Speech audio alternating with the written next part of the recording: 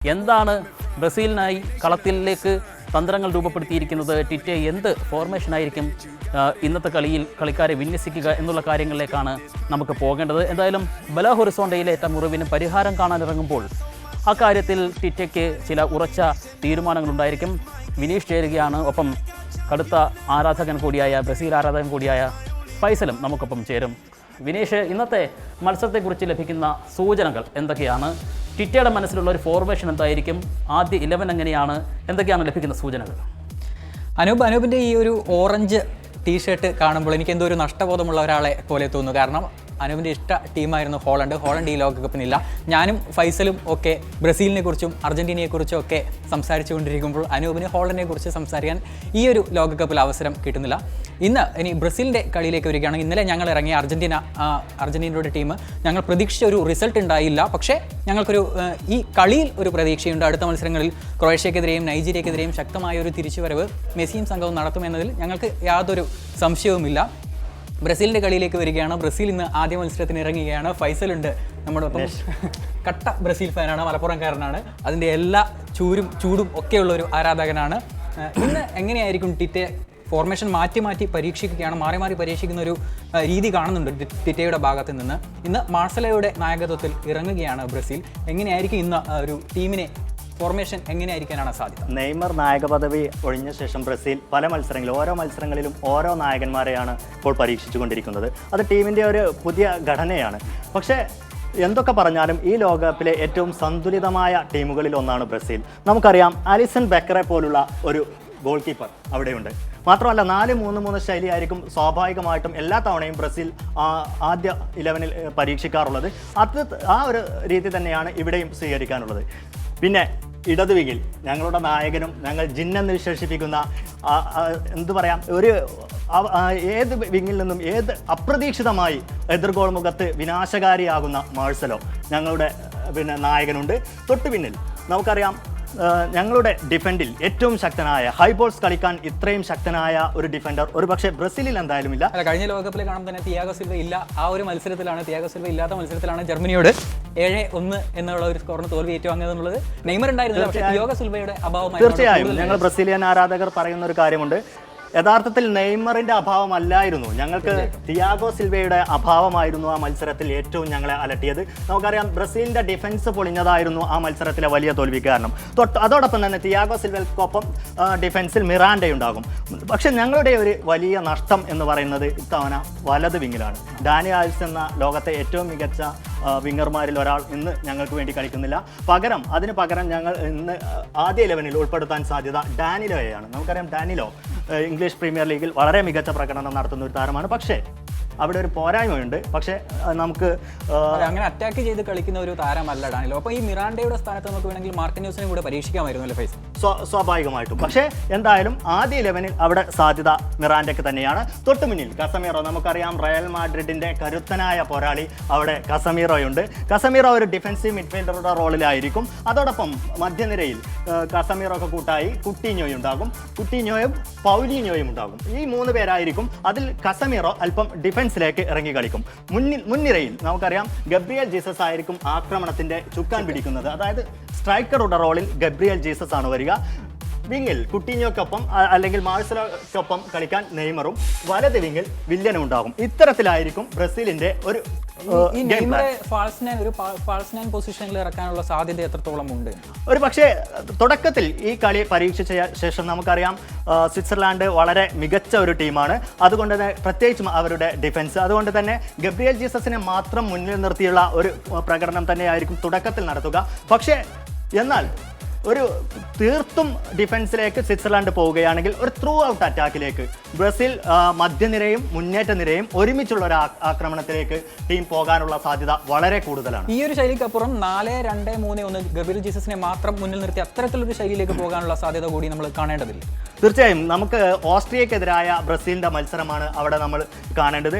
അന്ന് നമുക്കറിയാം 2002 ശേഷം ബ്രസീൽ പരീക്ഷിച്ചിട്ടില്ലാത്ത, അതിനുശേഷം വന്ന ബ്രസീൽ കോച്ചുമാരുടെ ഒരു പ്രത്യേകത ഡിഫൻസിലേക്ക് വലിഞ്ഞു കളിക്കുന്ന കോച്ചുമാരായിരുന്നു. അവരിൽ നിന്ന് വ്യത്യസ്തമായി 4 താരങ്ങളെ അറ്റാക്കിങ്ങിൽ പരീക്ഷിക്കുന്ന ഒരു കളിയാണ് അന്ന് കണ്ടത്.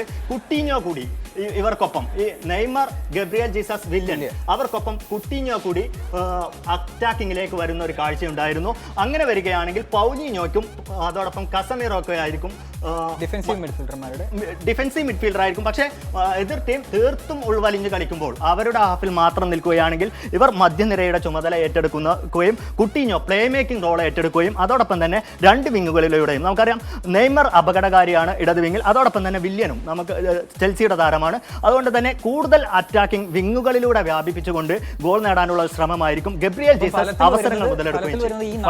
ഫൈസൽ വിനേഷ് ഒരു കാര്യം ചോദിച്ചുകൊള്ളട്ടെ. ഇപ്പോൾ പറഞ്ഞ ആ ഒരു ഇടപെടലാണ് റൈറ്റ് വിങ്ങിൽ എന്തായാലും വില്യനെ നമ്മൾ കാണുന്നുണ്ട്.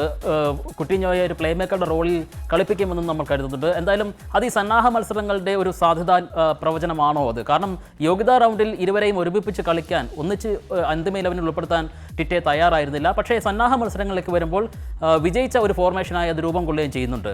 ഇവർ തമ്മിലുള്ള ഒരു കെമിസ്ട്രി അത് എത്രത്തോളം വർക്കൗട്ട് ചെയ്യുന്നുണ്ട് കഴിഞ്ഞ മത്സരങ്ങളുടെ അടിസ്ഥാനത്തിൽ? നമുക്കറിയാം കഴിഞ്ഞ സന്നാഹ മത്സരങ്ങളിലെല്ലാം ബ്രസീൽ വളരെ മികച്ച പ്രകടനമാണ് നടത്തിയത്. പ്രത്യേകിച്ചും ക്രൊയേഷ്യക്കെതിരെ വിജയിക്കുന്നു, ഓസ്ട്രേലിയക്കെതിരെ വിജയിക്കുന്നു, മാത്രമല്ല നെയ്മറില്ലാതെ ജർമ്മനിക്കെതിരെ വിജയിക്കുന്നു. അതെല്ലാം വളരെ നിർണായകമാണ്. അവിടെ ഏറ്റവും പ്രത്യേകത ആ മത്സരങ്ങളിലെല്ലാം നമ്മൾ കണ്ടിരുന്നത് മാഴ്സലോയുടെ ഒരു പ്രകടനമാണ്. അത് നമ്മൾ എപ്പോഴും എടുത്തു പറയേണ്ട ഒരു കാര്യം തന്നെയാണ്. മാഴ്സലോ ഒരു പക്ഷേ അദ്ദേഹം ഒരു ഡിഫൻഡർ ആണെങ്കിലും മാഴ്സലോ ഇടത് വിങ്ങിൽ വളരെ ശക്തനായ പോരാളിയാണ്. ഇടത് വിങ്ങിൽ പന്തുമായി കുതിക്കുകയും അത് ആരാണോ മുൻനിരയിൽ നിൽക്കുന്നത്, ക്രിസ്ത്യാനോ റൊണാൾഡോ റയൽ മാഡ്രിഡിൽ നേടുന്ന ഗോളുകളെല്ലാം നമുക്കറിയാം, അത് മാഴ്സലോയുടെ ഒരു പങ്കുണ്ടാവും. അത് അവിടെ തന്നെ ഈ വിങ്ങിൽ വന്നതിന് ശേഷം കൃത്യമായി ഗോൾ പോസ്റ്റിലേക്ക് പന്ത് നൽകാൻ കെൽപ്പുള്ള താരമാണ് മാഴ്സലോ. അതുകൊണ്ട് തന്നെ ആ വിങ് ബ്രസീലിനെ സംബന്ധിച്ചിടത്തോളം നിർണായകമാണ്. മാഴ്സലോ ഫോം കണ്ടെത്തുക എന്നുള്ളത്. മറ്റൊന്ന് കുട്ടിഞ്ഞോയാണ്. നമുക്കറിയാം ബാഴ്സലോണയുടെ താരമാണ് ഇപ്പോൾ കുട്ടിഞ്ഞോ ഈ മധ്യനിരയിൽ ഒരു പ്ലേ മേക്കിംഗ് റോൾ ഏറ്റെടുക്കാൻ മിടുക്കനാണ്. മാത്രമല്ല കുട്ടിഞ്ഞോക്ക് മറ്റൊരു മികവ് കൂടെയുണ്ട്. ലോങ് റേഞ്ചറുകൾ ഉയർക്കാനുള്ള ഷോട്ടുണ്ട്. നന്നായിട്ട് ലോങ് റേഞ്ചറുകൾ ഉയർക്കും. മറ്റൊന്ന് ഈ മധ്യനിരയിൽ ഇവരെങ്ങനെ കളിക്കും എന്നുള്ളതാണ് ചോദ്യമെങ്കിൽ സ്വാഭാവികമായിട്ട് പൗലിഞ്ഞോ ഒരു ഡിഫൻസീവ് മിഡ്ഫീൽഡർ ആയിരുന്നു. പക്ഷേ തുടക്കത്തിൽ പക്ഷേ ടിറ്റയ്ക്ക് കീഴിൽ ഏറ്റവും കൂടുതൽ ഗോൾ നേടിയിട്ടുള്ള ബ്രസീൽ താരങ്ങളിൽ 8 ഗോളാണ് പൗലിഞ്ഞോ ടിറ്റ വന്നതിന് ശേഷം ഗോൾ നേടിയിട്ടുള്ളത്. അതൊരു നിർണായക സാധനമാണ്. പ്രത്യേകിച്ചും അത് ഒരു ഡിഫൻസീവ് മിഡ്ഫീൽഡർ ഇത്രയധികം ഗോൾ നേടുക എന്നുള്ളത് അസാധ്യമാണ് എന്ന് തന്നെ പറയേണ്ടി വരും. മറ്റൊന്ന് വില്യന്റെ സാന്നിധ്യം. അതുകൊണ്ട് തന്നെ വില്യൻ ഒരു പക്ഷേ സ്ട്രൈക്കറുടെ റോൾ പോലും ഏറ്റെടുക്കാൻ കെൽപ്പുള്ള ഒരു അറ്റാക്കിംഗ് മിഡ്ഫീൽഡറാണ്. വേണമെങ്കിൽ ഏത് നിമിഷവും ഗോൾ സ്കോർ ചെയ്യാൻ സാധ്യതയുള്ള ഒരു താരം. അതുകൊണ്ട് തന്നെ കുട്ടിഞ്ഞോ, നെയ്മർ, വില്യൻ ഈ 3 താരങ്ങൾ എത്രത്തോളം മധ്യനിരയിലേക്ക് ഇറങ്ങി കളി മെനഞ്ഞെടുക്കുന്നു എന്നുള്ളത് നിർണായകം തന്നെയായിരിക്കും. കഴിഞ്ഞ സന്നാഹ മത്സരങ്ങളും ലോകകപ്പ് യോഗ്യതാ റൗണ്ടിലും ഈ താരങ്ങളുടെ പ്രകടനം തന്നെയായിരുന്നു ബ്രസീലിന്റെ മുന്നേറ്റം. തീർച്ചയായിട്ടും ഞാൻ ഒന്നുകൂടി ഇടപെടുകയാണ് ഫൈസൽ. ബെലെ ഹൊറിസോണ്ടലിലേക്ക് ഞാൻ ഒരിക്കൽ കൂടി പോവുകയാണ്. അത് താങ്കൾക്ക് വേദനിപ്പിക്കുന്ന ഓർമ്മകളാണെങ്കിൽ പോലും അതിൽ നിന്ന് തിരിച്ചു വരാൻ എന്തൊക്കെ പരിഹാര ക്രിയകൾ ടിറ്റ ചെയ്തിരിക്കുന്നു എന്നുള്ളതാണ് പ്രധാനം. ഡേവിഡ് ലൂയിസും ഡാനി ആൾസും ഇത്തവണ ഇല്ല എന്നുള്ളത് തന്നെയല്ലേ ഏറ്റവും വലിയ ഒരു തിരിച്ചടിയായിട്ട് പുറത്തുനിന്ന് നോക്കുമ്പോൾ കാണാൻ കഴിയുന്നത്? അവർക്ക് പകരക്കാരായി വരുന്ന താരങ്ങൾക്ക് അവരുടെ റോൾ കൃത്യമായി ഏറ്റെടുത്ത് മുന്നോട്ട് കൊണ്ടുപോകാൻ കഴിയുന്നുണ്ടോ? ഇല്ലാത്ത പക്ഷം ആ ഒരു മേഖല ബ്രസീലിനെ സംബന്ധിച്ച് ഏറ്റവും ദുർബലമായി പോകുന്ന ഒരു കാഴ്ചയാകില്ലേ ഈ ലോകകപ്പ്? ഫൈസൽ, ഇവിടെ ഡേവിഡ് ലൂയിസും ഡാനി ആൽസും ഇല്ല. അതിനൊപ്പം തന്നെ മാർസലോയുടെ മറ്റൊരു കാര്യം കൂടെ നമ്മൾ പറയേണ്ടതുണ്ട്. മാർസലോ കഴിഞ്ഞ ലോകകപ്പിലും കഴിഞ്ഞ കുറേ കാലങ്ങളായി കണ്ടുകൊണ്ടിരുന്നത് ആക്രമണത്തിൽ ശക്തമായ ഒരു പിന്തുണ നൽകി ഇടത് വിങ്ങിൽ കൂടി കയറി പോകുന്ന മാർസലോ, അതുപോലെ തന്നെ പ്രതിരോധത്തിലേക്ക് തിരിച്ച് ഇറങ്ങാൻ കഴിയുന്ന ഒരു മാർസലോ. പക്ഷേ ഇപ്പോൾ അതിൻ്റെ ആ ഒരു കഴിവിന് ഒരല്പം മങ്ങലേറ്റിട്ടുണ്ടോ എന്നൊരു സംശയമുണ്ട്. റയലിൽ നമ്മൾ കണ്ടിട്ടുണ്ട്, കയറി പോകുന്നത് പോലെ ഇറങ്ങാൻ സാധിക്കുന്നില്ല. അതുകൊണ്ട് ആ ഒരു വിങ്ങിൽ പ്രതിരോധത്തിൽ ഈ മാർസലോയുടെ ഇറങ്ങി വരാൻ കഴിയാത്തതിൻ്റെ ഒരു ചെറിയ പ്രശ്നം നിഴലിക്കാൻ സാധ്യതയും കൂടിയുണ്ട്. ആ സാധ്യതയുണ്ട്. പക്ഷേ അവിടെയാണ് നമ്മൾ കസമേറോ എന്ന താരത്തിനെ അവിടെ പ്ലേസ് ചെയ്തിട്ടുള്ളത്. കസമീറോയെ നമുക്കറിയാം റയൽ മാഡ്രിഡിലും ഇതേ റോൾ ചെയ്യുന്ന താരമാണ്. കസമീറോ യഥാർത്ഥത്തിൽ ഒരു ഡിഫൻഡറുടെ റോൾ കൂടി ചെയ്യുന്ന താരമാണ്. നമുക്കറിയാം അറ്റാക്കിംഗ് ഒരു മിഡ്ഫീൽഡർ ആണെങ്കിൽ, ഡിഫൻസീവ് മിഡ്ഫീൽഡർ ആണെങ്കിൽ പോലും ഒരു ഡിഫൻഡറുടെ റോൾ വളരെ നന്നായിട്ട് ചെയ്യുന്ന താരമാണ്. മാഴ്സലോ ഈ വിങ്ങിൽ നിന്ന് അഥവാ നന്നായിട്ട് മുന്നേറിപ്പോയി കഴിഞ്ഞാലും അവിടെ ഒരു അസാന്നിധ്യം ഇല്ലാതിരിക്കാൻ മിറാൻഡയും അല്പം വൈഡായിട്ട് കളിക്കും. സ്വാഭാവികമായും ഡിഫൻസീവ് മിഡ്ഫീൽഡറുടെ റോള് പൗലിഞ്ഞോയും ഏറ്റെടുക്കുകയാണെങ്കിൽ ആ ഒരു വീഴ്ച വളരെ എളുപ്പത്തിൽ ബ്രസീലിന് മറികടക്കാൻ സാധിക്കും. മറ്റൊന്ന് ഡാനിലോയുടെ ഒരു പ്രശ്നമാണ്. ഡാനി ആൽവ്സിന്റെ ഒരു വേഗതയും അതുപോലെ കയറി ആക്രമിച്ച് കളിക്കുന്ന ഒരു താരമല്ല ഡാനിലോ.